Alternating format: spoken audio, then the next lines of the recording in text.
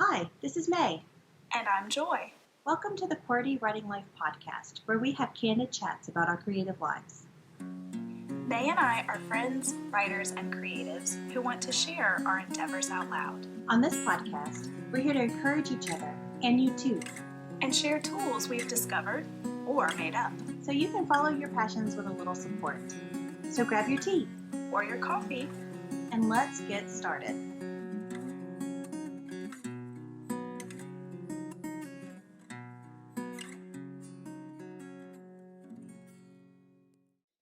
Hello, everyone. It's another week. Hello and welcome. Tonight, we are going to be seizing creative success in 3 parts. And part 1 is tonight. We're going to be talking about the alterations and accomplishments of 2020. And we're going to be dreaming a little bit about 2021 too while we're doing this. Sounds like a good, fun episode. I can't wait to get started. I know. I can't wait to hear all of your things. But before we do any of that, let's talk about our creative week. What did you do, Joy?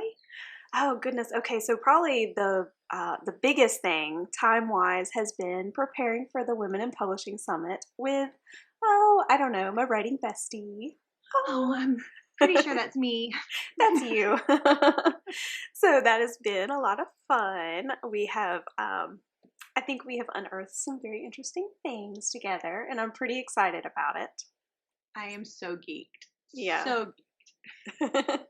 It has been a lot of fun to work on. So we're looking forward to that. That'll be the first week in March. So go ahead and mark your calendars. We'll be getting y'all some more information very soon. So that was a lot of time. But also, as you can probably tell, I have rearranged my office area. Got a new desk, and that new desk led to a whole lot more. So I ended up with just a major office overhaul, and I'm almost done with it. I have a few more things that I'm going to tweak, but it's been a lot of fun to pull it all together, and I've gotten some new toys to play with. As you can see, lighting is a little better, trying to just improve all around for podcasts and also functionality. And you probably saw Tolkien up here a minute ago. He's really digging it because it's an L-shaped desk. And before, I just had itty-bitty desk, and pretty much every inch of it was covered between computer and that kind of thing. So now I actually have space so I can write and that kind of thing. And Tolkien loves to lay wherever Tolkien wants to lay. I was fixing to say, so you still have an itty-bitty desk and Tolkien has a table. Yeah, that's really pretty much what it is.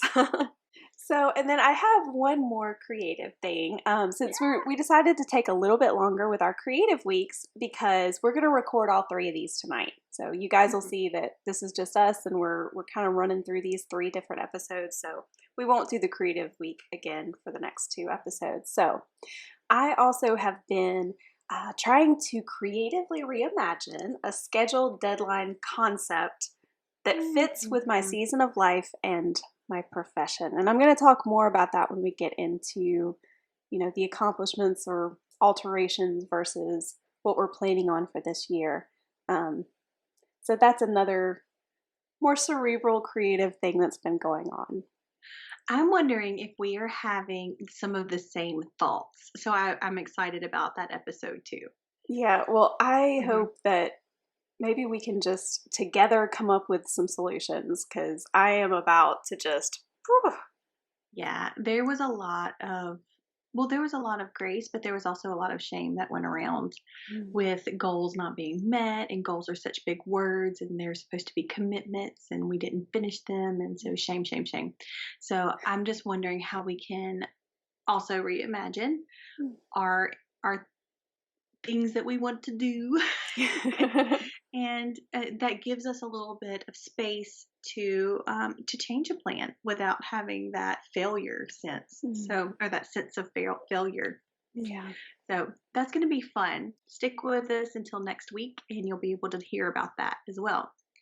Yes. But for tonight, we are going to be talking about our alterations and accomplishments of 2020. Wait. We have not gotten your creative week, Missy. Oh, poop. It was basically the same thing as yours, except for that I didn't get a new desk.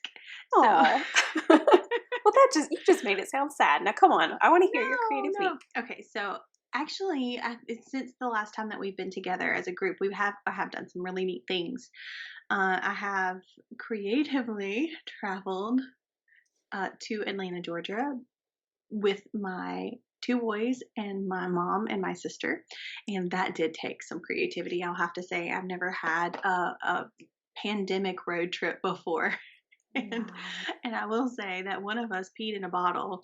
I won't tell you who, but y'all, it was so funny because I cleaned out the car. I was really nervous about this trip. I was like, my grandmother was ailing, and I wanted to see her, but I Mm. wanted to be really careful with the kids. And I was off of work, but my husband wasn't, and so he couldn't keep the kids. And I was like, okay, here we go.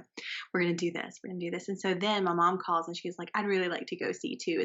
It's her mom, so she's like, I'd really like to go too again. So she's been a few times, and she was like, while she can hop a ride, let's do Mm. this. And then my sister called, and she was like, hey, I really want to come too. Do you have room? So, so, so we've got all of these people in the car, and of course, different schedules and things like that. So we're trying to time everything just right. But y'all, I had cleaned out the console of my car, and it had a big old roll of paper towels, big old roll of baby wipes, some spray antiseptic, like alcohol spray, so we could spray it on there and get everything good and clean. I had Germex for our hands when we got gas and did other things like that. I had Band-Aids, I had triple antibiotic ointment in there, like, it was, basically a huge, like, COVID kit. Nice. You were prepared. Got these little, like, individual sized peanut cans, and they had the pull top, and so my 8-year-old pulls the top off, and he gets, like, a little, like, cut on his hand, and my mom was like, "Oh my goodness, Megan, do you have a Band-Aid?" And I was like, "Yes, I do." It was such a satisfying feeling that somebody needed a Band-Aid and I had one. That is the best. And I don't know why. I don't know if it's this whole, like, feeling of just being out of control and in chaos, and I was able to fix something. But here's the kicker too there. And when I said, "Yes, I do," and I pull the Band-Aids out, my son's like, "I'll need one, mom. I'm tough." And I was like, "Just trample all over me. It's fine." Just take the Band-Aid and make mommy happy.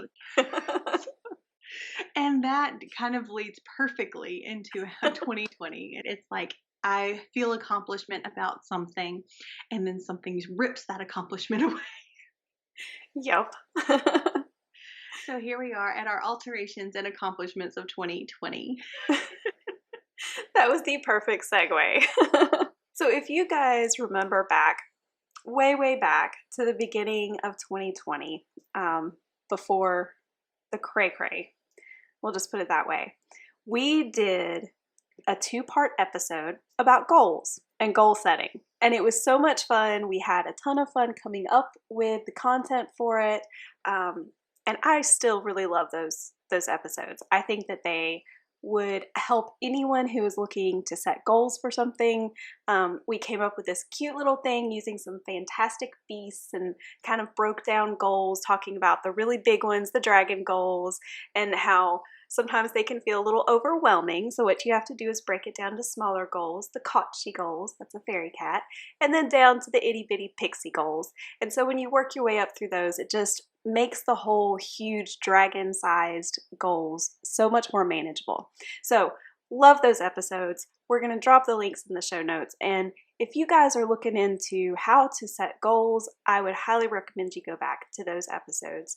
And also, we have some freebie PDFs. So if you go back to the episodes, you like what you hear, just drop us a line and we will send you those so you can use them.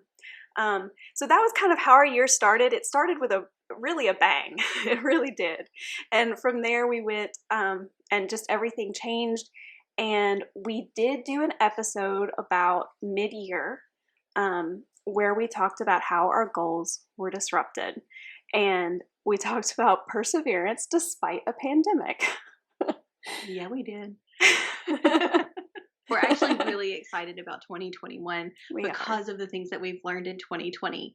And so that's why we're even doing this episode to begin with, because we need to know where we are coming from in order to know where we're going. So we did a big halt and, and then we yelled our favorite word of 2020. Pivot! Pivot. And that's what we did. That's exactly what we did. So, really, the biggest takeaway was that we both took a pause to breathe because we didn't even know what was happening. We were Yeah. just like we just the shock everywhere. And I feel like there were a lot of people who were like that too.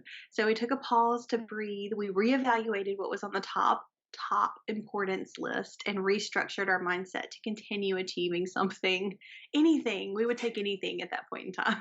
Yeah. Exactly. So this is kind of what came from that episode were some of our alterations. So our biggest alterations for 2020 for me, at the very beginning of the year, I told y'all we were so ready for the 2020s. I had worked out a publishing plan through 2024. I mean, I was like, I'm gonna be publisher lady, like I'm gonna do this. And then things got kind of cattywampus and pushed back.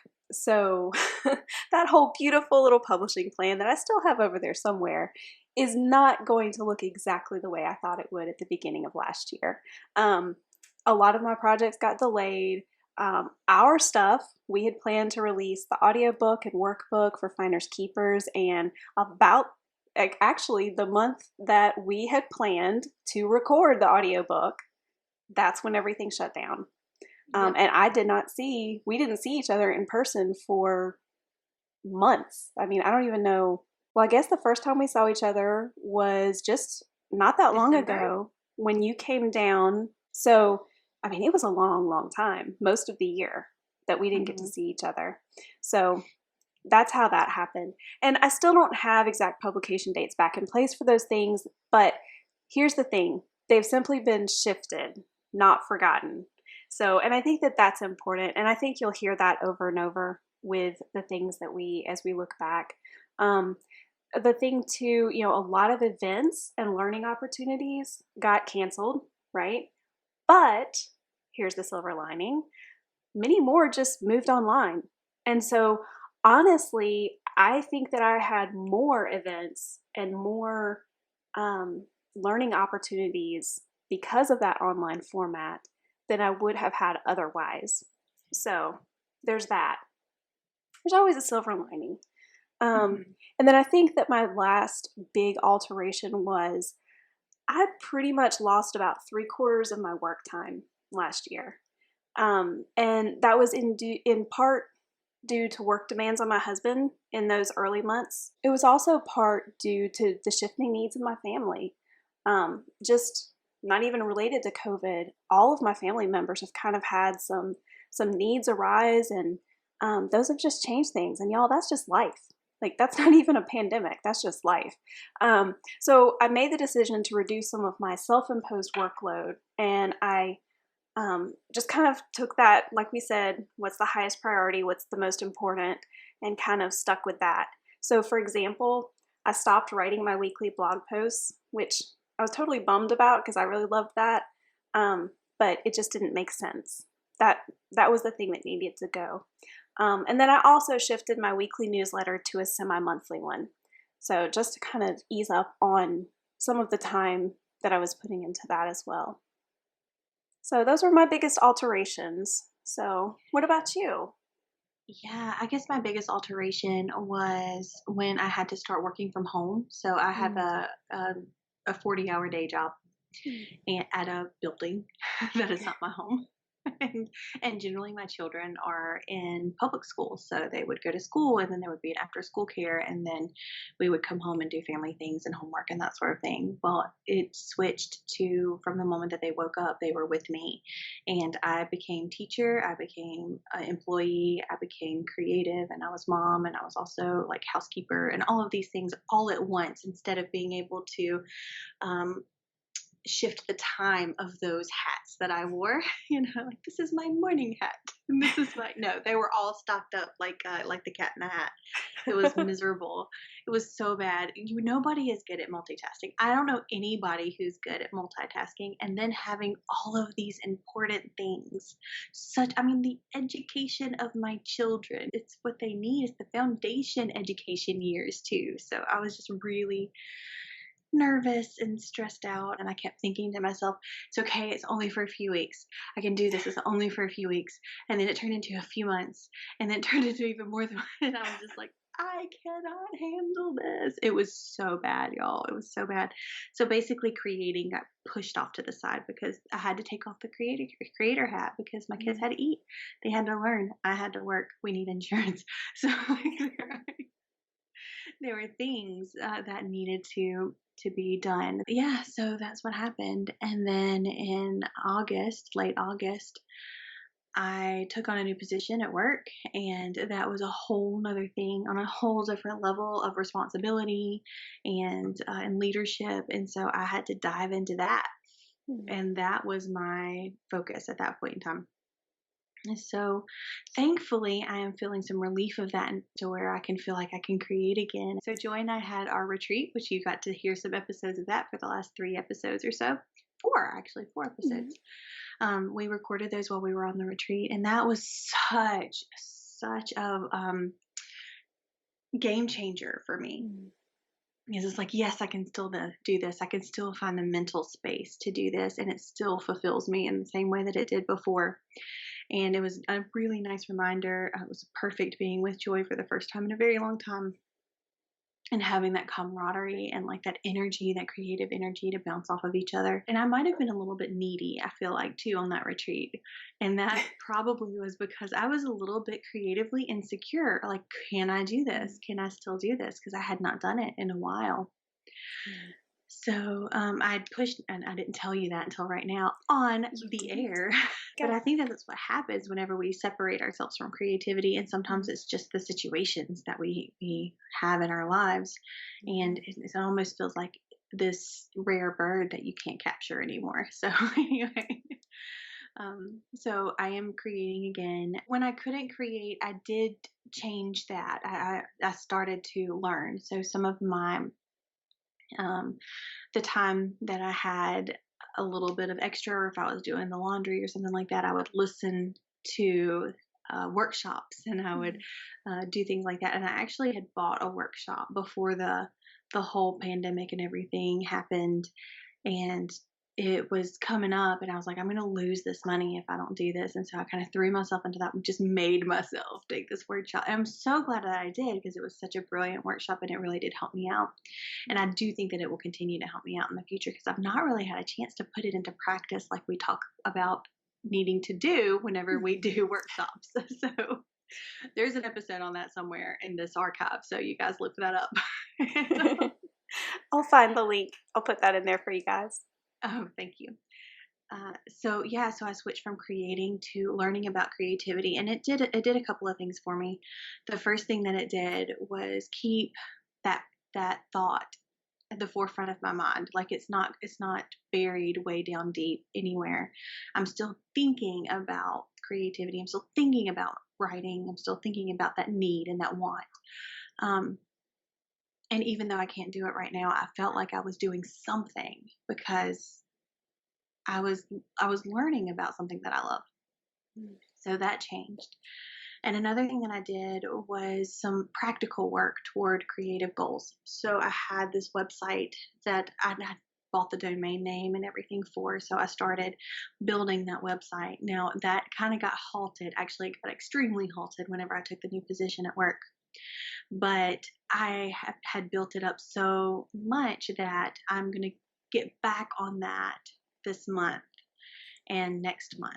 Yes, this month and next month. So it Yay. should be in full swing by the time the WIP summit Mhm. comes up. So I really wanted to share that with you guys.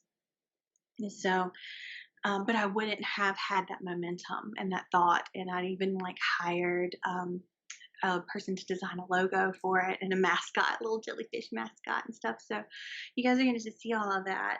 And And that would never have gotten done if I had not decided to pivot during this really, really crazy time. And I could have just been like, well, that goal's gone and thrown it away and just Mhm. kind of sat in a corner and had a little bit of self-pity. And I did. Not gonna lie, there was some self-pity there. But eventually we have to make a decision to get back up and do something good. Yeah. And I love to, how you took a time where you couldn't do the top thing that we enjoy doing, to create, to write. You couldn't do that, but you found something else creative to put your energy into. Yeah. And I think that that's important. And I'm not going to say that I'm happy about the pandemic by any means, so don't take this the wrong way. But I would have never have been able to take in that Maggie Stiefvater course, and she is Mhm. like dream goals there. Never would have been able to have taken that if this had not been a year that was geared toward moving things online. Yeah. So I'm thankful that there are other people who took the opportunity to make this the best that it could potentially be, even though it was a terrible, terrible time. Yeah. That is so true. So So there's silver linings, and I think sometimes it's just good to look for those things and focus on mm, those.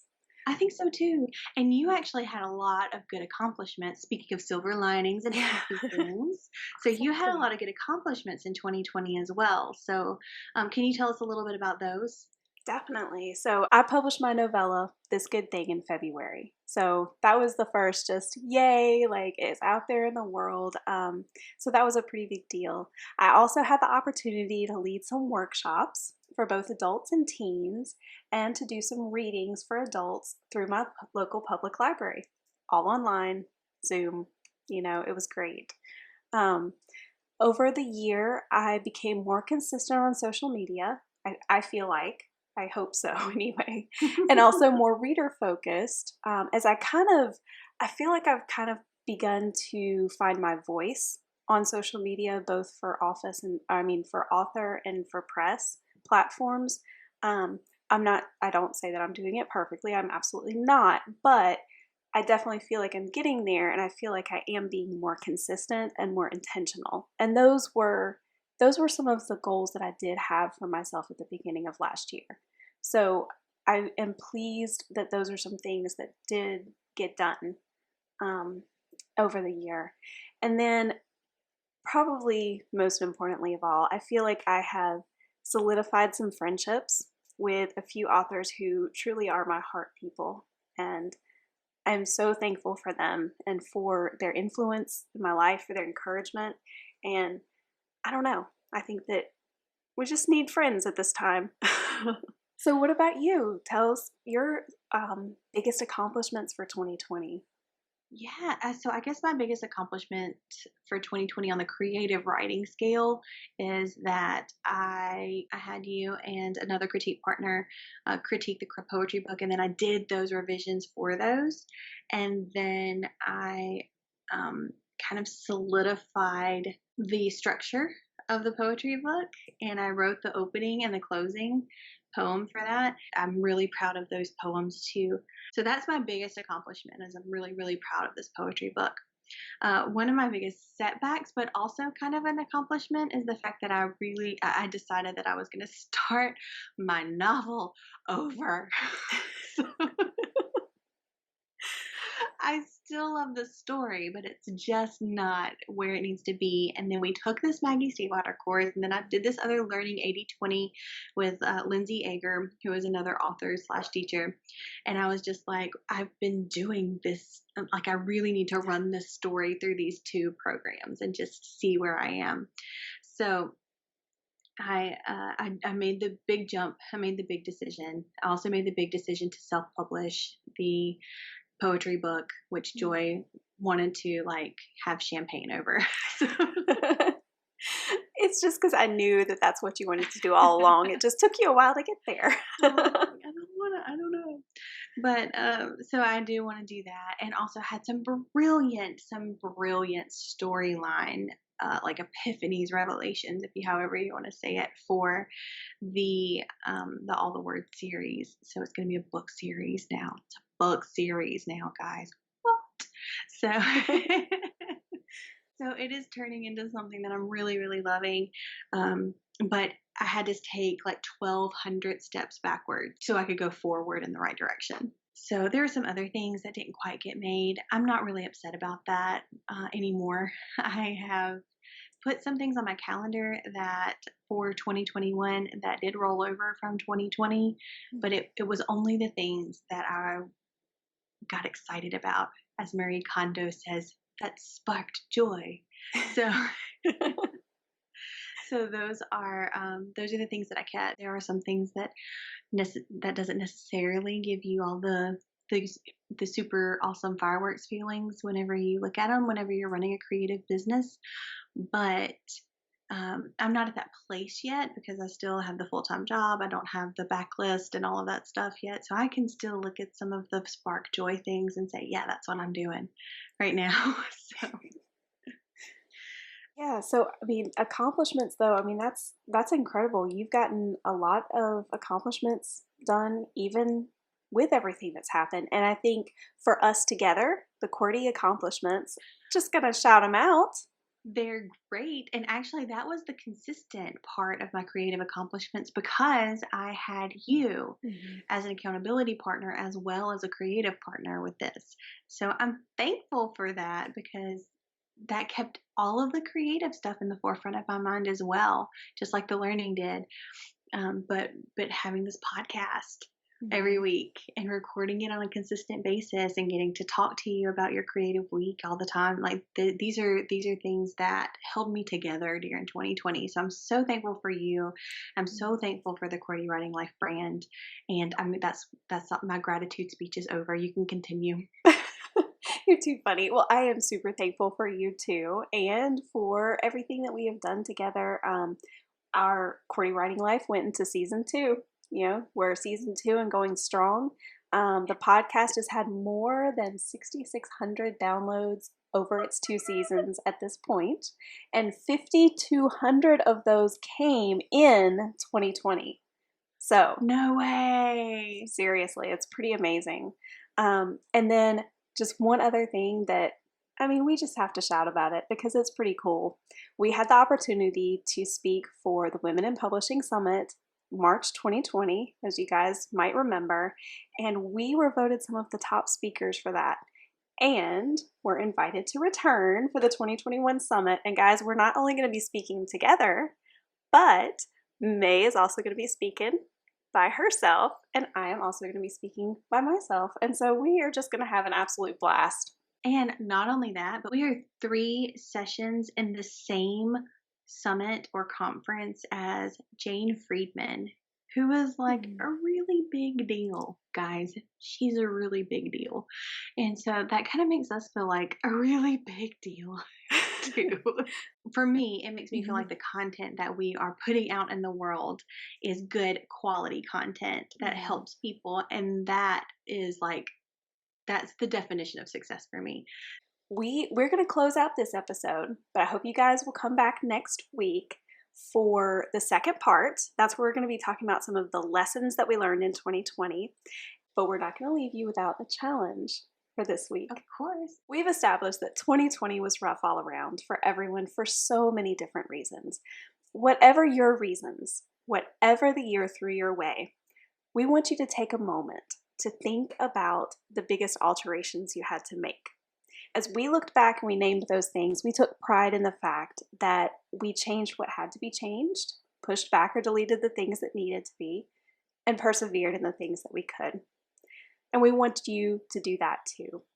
And just, look back and perhaps you might find some silver linings around some of those alterations, like we did. And then we want you to list your accomplishments. You might think you didn't have any, or you may think that they're not that big of a deal. They might be few in number, they might be smaller than you originally intended, but we know you accomplished something. And the thing is that when you name those things and you reflect on them, we just hope that you're going to be thankful and proud. And it might just kind of spur you on to just kickstart this new year. And then if you want, we would love for you to share your alterations and accomplishments with us. We want to, cheer with you and just know what's going on with you. So drop us a line. You can email us at editorial@logosandmythospress.com. And that email address will be in the show notes because I know weird words spelling wise. Or you can just drop us a line in any of our socials. If you follow either one of us anywhere, just send us a message. For sure. And I just want to say too that your accomplishments don't have to be as big as the ones that we listed. Sometimes, and I've been to this place, so I'm just going to say this out loud. Sometimes it's an accomplishment just to roll out of bed in the morning. Yeah. And I don't want you to discount those accomplishments as well, because we've all had these struggles and we've all been in this place, and it is a big deal just to muster up the courage to live each moment and each day. Absolutely. That's an important addition. So, and we hope that you guys have an incredible week. And go make something. Bye. Bye. Thanks for listening until the end. Seriously, you're a trooper. Do you think QWERTY Writing Life is the bomb? May, you just said the bomb. Don't you censor me. If you think QWERTY Writing Life rocks ice for real, oh my word, please rate, review, and share us with others. If you have questions about this week's episode or want to start a conversation, you can reach us by visiting QWERTYWritingLife.podbean.com. We'll be back next week with more candid chats for you.